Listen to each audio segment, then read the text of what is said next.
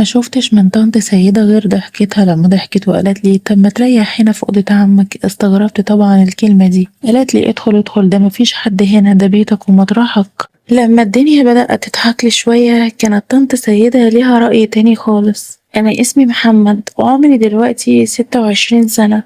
أنا دلوقتي في كلية كويسة ومحترمة أوي، ودي الكلية اللي أنا كان نفسي فيها من زمان. أكيد هتسألوا إزاي عندك 26 سنة ولسه في الكلية؟ لإني داخل أولًا الدراسة متأخر، ثانيًا كمان إن أنا نزلت سنتين أيام الثانوية وكده بسبب ظروف خاصة.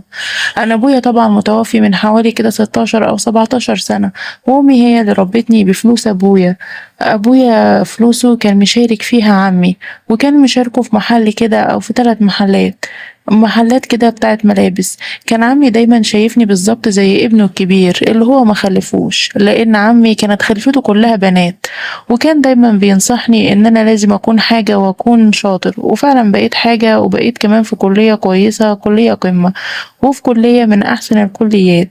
وده يمكن علشان خاطر دعوة أمي وأبويا الله يرحمه، لإن أبويا الله يرحمه كان نفسه يعني يشوفني في أحسن صورة. الأغرب بقى من كده إن طبعًا عمي كان عنده بنت، هو عمي أصلًا ولاده كلّهم بنات، فكان عنده بنت وحيدة، وبنته دي كانت شاطرة هي الأخرى ودخلت نفس الكلية اللي أنا فيها، يعني هي معايا في الكلية، لكن هي كانت أصغر مني بسنتين. طول عمرنا وإحنا كنا بنسمع يعني كلام من العيلة وكده إن محمد هيكون الزوجة المستقبلية لبنت عمي، يعني هي هتكون مراتي يعني في المستقبل. وطبعًا فعلًا كنا عايشين مع بعض أحلى عيشة. وكنا عيلة كده ودودة مع بعض بنحب بعض ومن صغرنا واحنا متربيين مع بعض، لأننا في بيت عيلة طبعا، وبيت عمي كان لازق في بيتنا بالظبط. وكنا دايما بنتجمع في بيت العيلة، فكل يوم بنبقى مع بعض نتغدى مع بعض ونفطر، يعني بناكل عيش وملح دايما مع بعض، ودي عاداتنا وتقاليدنا. ولما دخلت الكلية وهي برضو كانت داخلة الكلية بعدي بسنتين، أنا ساعتها تقدمت لعمي علشان يعني أخطبها وكده. عمي كان ساعتها طاير من الفرحة وكان مبسوط بيها، بس كنت حاسس يعني إن طنط سعيدة بص للموضوع نظرة غريبة، وكنت حاسة إن هي مش عايزاني يعني لبنتها وكده. وفعلا احنا لما قرينا الفاتحة وكده صممت وقررت وقالت إن مفيش جواز هيتم ولا أي حاجة غير لما تكملوا التعليم بتاعكم وتخلصوه. وكنا عايشين مع بعض مستقرين الحمد لله. وسمعت برضه الاتفاق بتاع سيدة اللي هي مرات عمي، لأن هي اللي كانت مصممة إن مفيش جواز غير بعد ما نخلص تعليم. هو أي نعم يعني المفروض الستات ما يكونش ليهم رأي وكده، لأن احنا صعايدة وما ينفعش إن الست يعني تقول رأيها وكده أو تتشرط، لكن احنا كنا ما نقدرش إن احنا ننزل كلامها، وعمي كمان بيحبها وما يقدرش إن هو يكسر لها أي كلمة. أنا بقى كنت باروح عندهم وهي كانت بتيجي عندنا، لأن إحنا متربيين سوا من وإحنا صغيرين، وكنت باخاف عليها من الهوا الطاير، وكمان باغير عليها وهي برضه بتبادلني نفس الشعور، وكانت بتغير عليا من أي حاجة. يعني لما بنت كده في الجامعة تقف تهزر معايا أو تتكلم، بنت عمي دي كانت بتعمل خناقة يومها لرب السماء، وكان الموضوع ما بيخلصش، وكانت دايما تقلب مشاكل بقى وقرف من كده. فأنا بطلت إن أنا أصاحب بنات وبقيت فايق للدراسة وبس. بالنسبة لعمي بقى كان دايما بيعتبرني ان انا ابنه، فكان يعني في ثقة عمياء ما بيني وما بينه، علشان كده لازم اكون قد الثقة دي. بس القصة بقى والحكاية بدأت من ساعة ما كنت رايح في يوم من الايام عند بيت عمي علشان يعني اقعد مع خطيبتي شوية، يعني احنا كنا في حكم المخطوبين ما احنا قاريين فاتحة. فكنت بروح لها كده كل فين وفين واطمن بالمرة على عمي ومرات عمي سيدة. المهم لما رحت لها في اليوم ده وخبطت على الباب عنهم، فتحت لي مرات عمي ولقيتها سلمت عليا وقالت لي اتفضل ادخل. لما دخلت وقعدت وما فيش مشكلة، قعدت كده في أوضة الجلوس، ما لقيتش هند طلعت يعني علشان اتكلم معاها وكده. يعني هي كانت دايما لما بروح البيت كانت بتنتظرني وبتطلع لي باستمرار، وأول ما تعرف إن أنا موجود وجاي كانت بتيجي على طول من أوضتها وتقعد معايا. قعدت حوالي كده 10 دقايق وبرضه ما لقيتهاش دخلت. فطنط دخلت لي علشان تعمل حاجة تشرب لي مرات عمي، ولما طلعت وجابت معاها العصير سألتها وقلت لها امال فين هند؟ قالت لي ده هند طلعت مع باباها علشان بيشتروا شوية طلبات كده من بره وجايين، وبعدين مش هيتأخروا، ده هما بس نص ساعة زمن وجايين على طول. انا استغربت قوي من الكلام، لان هند اول مرة في حياتها ساعتها يعني تطلع من غير ما تقولي، حتى لو رايحة مشوار بسيط هي كانت دايما بتحكي لي عن كل حاجة. بس عادي يعني طالما هي طالعة مع باباها اللي هو عمي، أنا طبعا ما كلمتش اللي هو يعني يعتبر أبويا هو راخر، فما فيش مشكلة. والله برضه أنا ما اخبيش عليكم، أنا زعلت واتضايقت ساعتها وقلت في نفسي طب هي ليه ما قالتليش حتى أو عرفتني.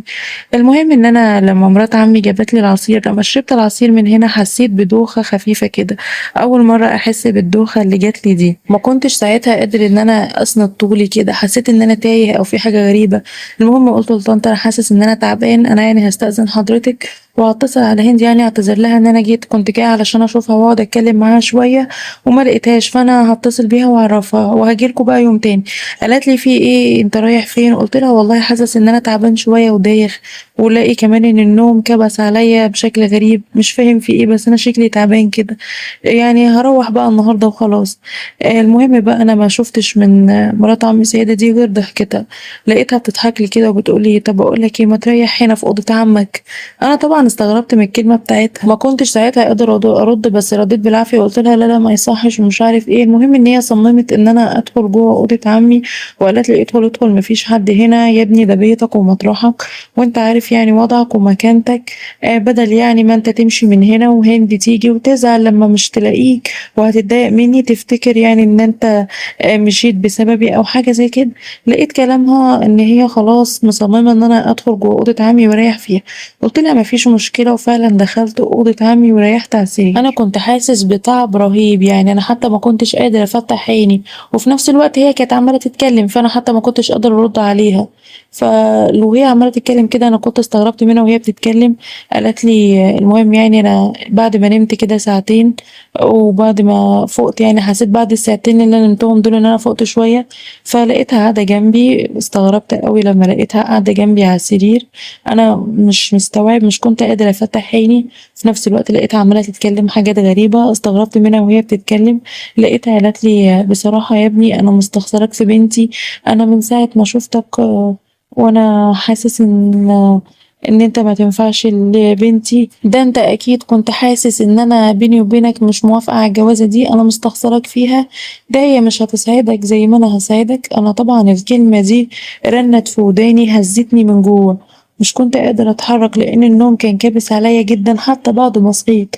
معرفش انا كنت حاسس ان هي اكيد حطت لي حاجة في العصير علشان ابقى كده يعني ابقى مستسلم، حتى معرفش اعمل حاجة، معرفش ارد عليها، انا كنت مستسلم تماما ومش عارف اعمل الحاجة دي. المهم ان بصيت كده لقيتها راحت وعملت الحاجة اللي انتوا اكيد عارفينها، وانا كنت مستسلم تماما مش عارف اعمل ايه يعني، انا ما كنتش قادرة اتحرك. بس الغريب ان انا كنت مبسوط لما الحاجة دي حصلت، مش عارف ليه يعني. انا ساعتها ما حسيتش بلحظة ندم او حتى حسيت بزعل او حتى حسيت ان انا عملت حاجة غلط يعني حاجة هتزعل مني يعني هند. ولكن انا عارف ان الموضوع اللي حصل ده مش هيخليني اصلا ان انا ارتبط بهند ولا حتى هعرف اقرب لها بعد اللي حصل ده. المهم لما فقت كده بعد تقريبا ساعة رحت لابس وطلعت اجري من الشقة كلها بتاعت عمي، ونزلت من العمارة وانا مطروح ورحت مروح على بيتنا على طول. من ساعتها وانا متلخبط وخايف ومش عارف اعمل ايه. طبعا كده موضوع بنت عمي يعتبر كده باظ خالص، وانا مش عارفه اعمل ايه، مش عارفه اقول لها ولا اقول لعمي ولا اقول لامي. كل الافكار دي عماله تدور حوالين في دماغي. انا عارف ان انا غلطت غلط كبير والغلط بتاعي مش سهل يتصلح ومش هيتصلح باي حاجه. انا مش عارف اتصرف في حياتي ولا عارف اتصرف في اي حاجه في حياتي. انا مش عارف اتصرف من ساعه ما بدات الكليه وبدات ان انا احقق حلمي. كل ده للاسف اتهد في لحظه يعني، اتهد قدام عينيا. ان انا كان نفسي ان انا اتجوز البنت اللي بحلم بيها من صغري وحققت حلمي علشان ان انا اوصل لها، كل ده اتهد قدامي في لحظه. خصوصا بقى لو عمي عرف او حتى هند عرفت حاجه زي كده، ساعتها انا مش هخسرها، ده انا هخسر كل حاجه، وهخسر كمان عمي وهخسر الفلوس وهخسر المحلات وكمان عيلتي هتخسر كل حاجه يعني. الموضوع هيعود بالسلب على العيله كلها. الموضوع بالنسبه لي صعب ومش عارفه اتصرف بيه لان الوضع بالنسبه لي ما كانش غلطه. انا كنت سعيده وفرحان ساعتها ان انا بعمل حاجه زي كده. انا عارف ان انا رايكم هيكون فيا غريب شويه، ولكن انا ندمان برضو على اللي انا عملته، وحاسس ان انا ربنا اكيد غضب عليا لان فعلا كده الدنيا باظت كده معايا. وعارف ان انا يعني غضبت ربنا ومش عارف يعني ربنا هل هيتقبل مني التوبه ولا لا. يا ريت تنصحوني وتقولوا لي أعمل إيه في المشكلة اللي أنا واقع فيها دي، ويا ريت تنصحوني بشويش. يعني أنا فتحت لكم قلبي وحكيت لكم حكايتي واللي حصل لي، فيا ريت تعتبروني أخ ليكم وتنصحوني وتقولوا لي أعمل إيه وأتصرف إزاي في المشكلة اللي أنا واقع فيها دي. وأنا هشوف كل آرائكم وتعليقاتكم، وعارف إن انتوا أكيد هتنصحوني وتحلوا شوفوا لي حل من المشكلة اللي أنا واقع فيها دي.